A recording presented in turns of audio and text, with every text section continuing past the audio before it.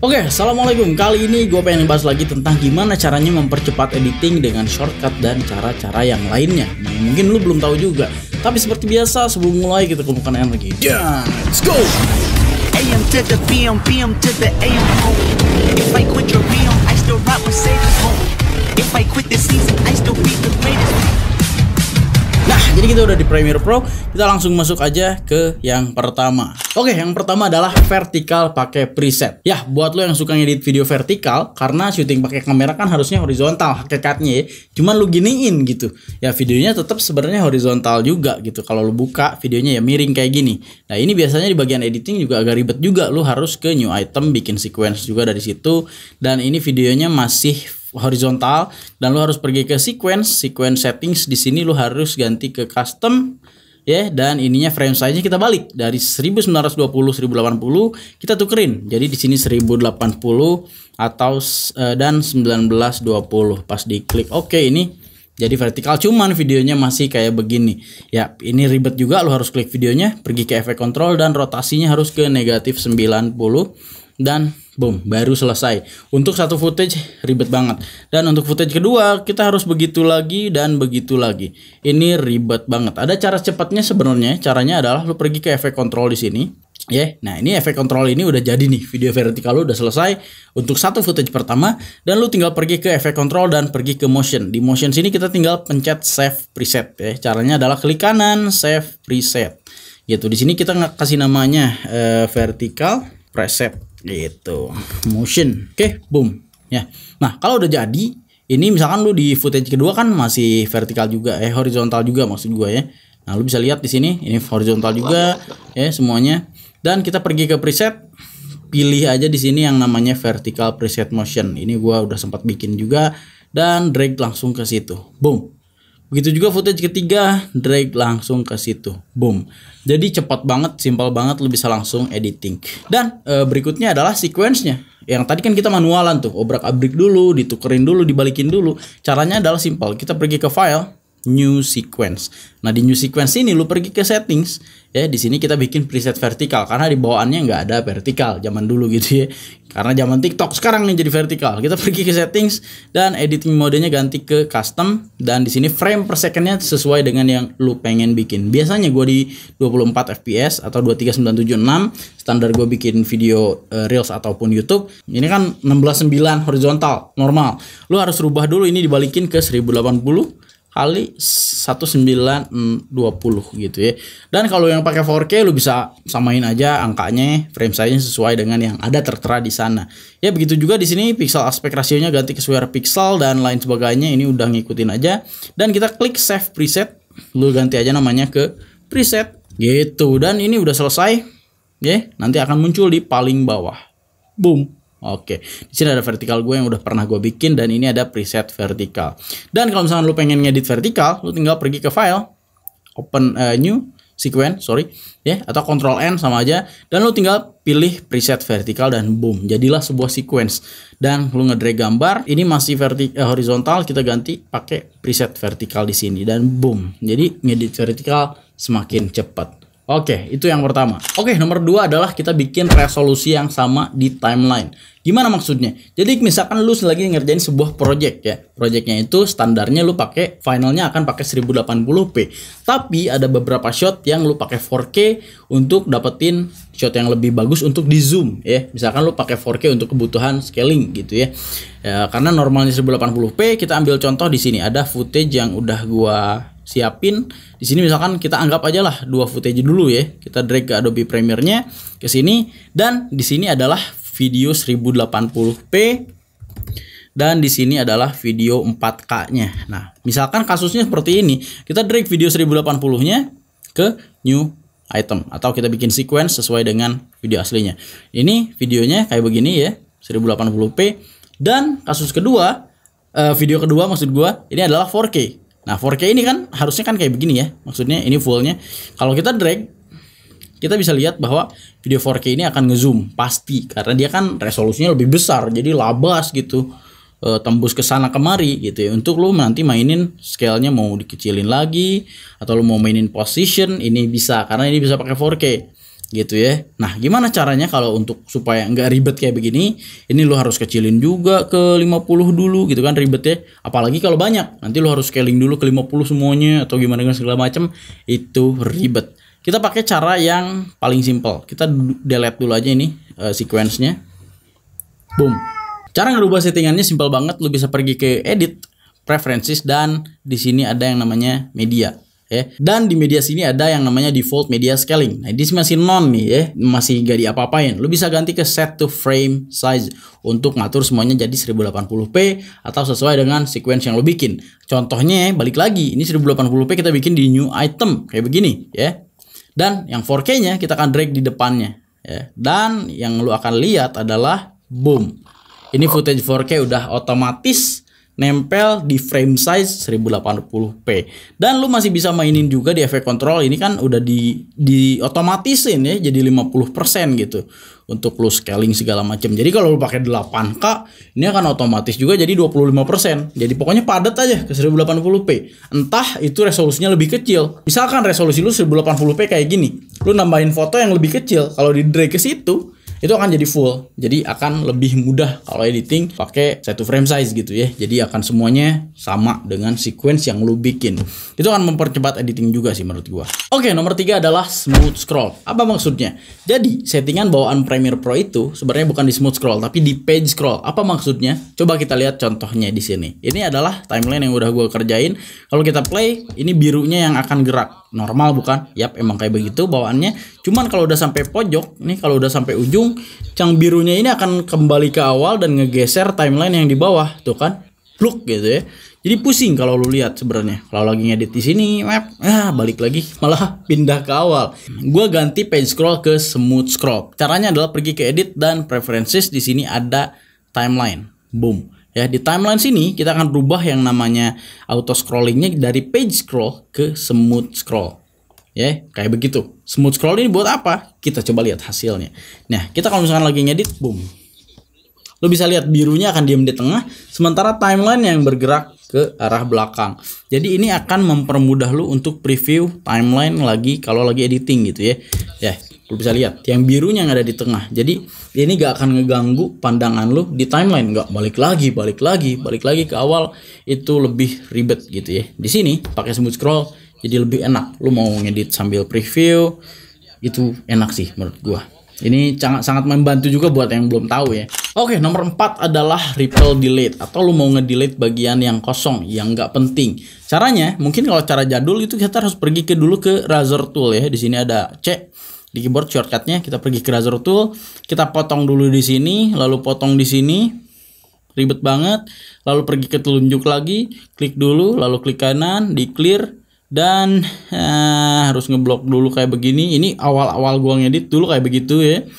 Jadi ini buat yang belum mula, mungkin yang belum tahu, ini akan berguna banget. Jadi kalau di motong doang itu seribet itu. Tapi ada cara yang cepet banget nih gitu ya. Lu bisa lihat di sini ada area yang mau dibuang, misalkan ada area yang pengen dibuang. Lu pergi ke sini, razor tool atau pencet C di keyboard shortcutnya C gitu ya. Ini harus terbiasa ya, C ini di keyboard. Untuk V balik lagi, jadi V ke telunjuknya atau ke selection tool, atau pencet C di keyboard untuk pergi ke razor tool. Jadi kita potong dulu dua-duanya sampai sini misalkan ya, potong, kembali lagi ke V, klik footage-nya, lalu klik kanan, ripple delete, bisa, boom, gitu ya, langsung pup hilang gitu ya. Atau cara berikutnya adalah kita bisa blok di sini dan pencet ripple delete di shortcut. Cara lihatnya gimana? Lu bisa pergi ke edit dan keyboard shortcut. Di sini biasanya ada ripple delete ya. Lalu lu search aja ripple. Nah, ripple delete ini shortcutnya apa? Kalau misalkan di lu mungkin beda, kalau di gua di sini udah diganti ke D supaya lebih simpel. Lu bisa ganti aja, klik di situ jadi D gitu ya. Dan kalau misalkan ini udah dipotong, mau dibuang, klik dan pencet D. Boom. Langsung hilang. Cara yang lain juga ada. Misalkan ya, ini udah dipotong, lu pengen menghapus ini, kita bisa langsung clear. Dan contoh kasus lain ya, misalkan ini udah bolong nih. Area-area yang udah bolong yang lu pengen satuin kayak gini, gimana caranya? Lu nggak perlu ngeblok ke belakang kayak begini langsung disatuin, itu terlalu ribet. Caranya adalah pencet bagian bolongnya, lalu pencet backspace, boom, langsung nyatu begitu. Ada juga cara lainnya. Kita Ctrl Z dulu, Kita anggap ini belum dipotong ya. Kita ambil area yang mau lu hapus. Caranya adalah pencet Razor Tool atau pencet C di keyboard atau Ctrl K. Aduh, banyak banget bang. Kok gak apa-apa, lu tinggal inget-inget aja ulang-ulang. Ini bisa pakai Razor Tool, pencet C atau Ctrl K di keyboard. Boom. Ya, ini udah motong. Dan misalkan lu mau ngehapus area ini sampai sini misalkan ya. Caranya lu pergi ke sini. Di sini ada Ripple Edit Tool atau pencet B di keyboard ya. Lu tinggal inget-inget aja lah dari awal. Lu mau tulis, catat juga bisa. Buat nginget-inget, ini ada yang namanya Ripple Delete. Ini gunanya buat ngehapus bagian-bagian yang mau dibuang tanpa ngabisin waktu. Lu bisa lihat di sini ada yang warna kuning ya. Nah, di sini kita tarik. Nah, di area yang udah kita tarik, misalkan dari awal durasi yang kita potong sampai sini, itu adalah area yang akan dihilangkan. Kalau lu boom, langsung hilang. Oke, mungkin nggak kelihatan kalau di situ ya. Kita ambil contoh di footage yang lain. Misalkan ini mau gua hapus. Caranya pakai yang tadi. Ini Ripple Edit Tool, klik. Lalu ini misalkan mau dipotong nih, set sampai sini, mau dihilangin, lepas aja, boom. Langsung hilang. Cepet banget, oke? Nah, itu adalah cara untuk Ripple Delete, berbagai cara yang lo bisa lakuin. Dan kelebihan dari Ctrl K untuk memotong, selain dari Razor Tool yang tadi, pencet C doang, ini kan motong gini ya, boom. Lalu motong yang mau atasnya, boom. Harus lagi gitu lagi, boom, boom. Kalau motong 4 ribet, apalagi kalau motong 100, waduh, susah. Nah, caranya kalau pakai Ctrl K itu bisa ngeblibas semuanya dari atas sampai bawah, vup, kepotong. Nah, kalau pakai Ctrl K lu harus nyalain dulu V1, V2, V3, V4-nya sesuai dengan project yang lu jalanin. Ini misalkan udah dinyalain ya sampai V5 misalkan ya. Dan kita mencet Ctrl K langsung kepotong semuanya. Puff. Langsung seragam gitu. Enak juga buat motong yang langsung banyak gitu ya. Misalkan di sini pengen dipotong, Ctrl K, boom gitu. Oke. Gampang banget. Dan kalau misalnya mau pengen ilangin area yang nggak penting, blok aja semuanya. Pencet delete, boom. Keyboard triple delete ya. Bisa diklik kanan, caranya klik kanan triple delete, boom, hilang. Gitulah, banyak lah caranya ya. Lu bisa kreasiin sesuai dengan yang lu pengen. Gue lebih prefer pakai ini nih, shortcut C dan V di keyboard atau pakai triple delete. Diganti tadi shortcutnya gue ke D jadi lebih cepat. Gue juga lupa defaultnya itu apa selain D gitu ya. Lu bisa edit dan pergi ke keyboard shortcut untuk lihat shortcut apa aja yang ada di sini. Lu bisa cek di sini gitu. Oke, yang berikutnya juga nggak kalah penting yaitu track select forward ya. Apa ini ya? Track select forward ini berguna buat ngeblok dari area mana yang lu pengen blok ke depan. Misalkan kalau zaman dulu kita mau ngegeser sebuah footage gitu ya. Lu mau ngegeser footage di sini karena kita mau nambahin misalkan grafis ini nih, gambar grafis ke sini, mau nyelip di tengahnya. Gimana caranya? Dulu itu harus diblok dulu ya. Kalau belum tahu gitu ya, gua dulu gitu di blok dulu kayak begini, digedein lagi gitu ya, geser ke sini, masukin ini fotonya, boom. Dan ini masih bolong. Kalau belum tahu yang Ripple Delete yang tadi, kita harus blok lagi semuanya. Ini sangatlah ribet ya, gitu doang kok ribet gitu ya. Ada cara simpelnya yaitu pakai yang tadi. Ini namanya track select forward. Misalkan di area ini dan ke depannya lu pengen majuin sedikit, pakai track select forward. Di sini ada ya, atau shortcutnya adalah A. Biar nggak bolak-balik ke sini, pencet shortcut di A. Nah, track select forward ini ngeklik dari sini dan ngeblok sampai ke akhir video. Boom, gitu ya. Lu bisa lihat ini akan keblok semuanya. Dan lu bisa geser ini ke sini. Misalkan lu pengen nambahin foto ya, ini foto grafisnya, dan ini bolong nih, lu tinggal tarik lagi aja, balik lagi sini, boom, selesai. Gitu. Itu adalah track select forward. Intinya gunanya bukan buat nambahin foto doang, tapi buat ngegeser juga. Lu misalkan pengen ngegeser dari area sini, boom, langsung ke depan gitu ya, atau dari sini bisa maju ke depan. Pun ada yang ke belakangnya yaitu Shift A atau track select backward. Shift A deh untuk shortcutnya. Jadi misalkan dari sini ke belakang, boom. Ini dari sini sampai ke intro ini udah keblok nih. Untuk lu misalkan mau geser ke belakang, tapi karena ini project gua udah mentok ke belakang, jadi udah gak bisa digeser gitu. Dan ada cara yang lebih simpel lagi selain itu, lebih gampang lagi tombolnya. Selain dari ini track select backward forward, ada yang namanya CTRL. Oh gini, CTRL. Lu pencet CTRL di keyboard ya, atau kontrol. Dan video, gambar grafisnya, atau lo mau nambahin video, nambahin logo, atau nambahin apa. Misalkan ini gue pengen nambahin gambar grafis, dan pencet kontrol, di drag ke tengah sini yang mau lu tambahin. bisa boom langsung ngasih space gitu. Ini bukan ngeblok footage-nya, bukan ditindih gini, tapi ini jadi pindah, jadi ngegeser, itu jadi aman.